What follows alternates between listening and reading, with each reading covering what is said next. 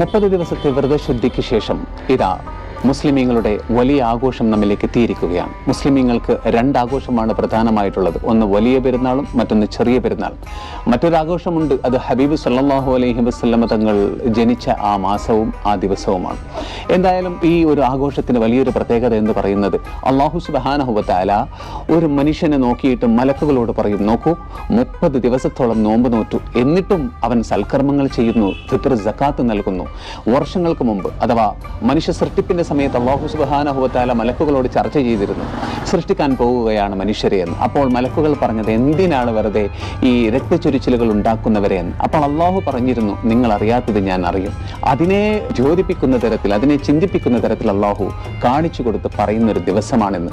ആഘോഷിക്കുക, നമ്മുടെ സൽക്കർമ്മങ്ങൾക്ക് കൂടുതലാക്കുക, നമ്മുടെ അടുത്ത ആളുകളെ, പ്രത്യേകിച്ച് മരണപ്പെട്ടു പോയവരുടെ സിയാറത്ത് ചെയ്യുക. അല്ലാഹു തൗഫീഖ് നൽകട്ടെ.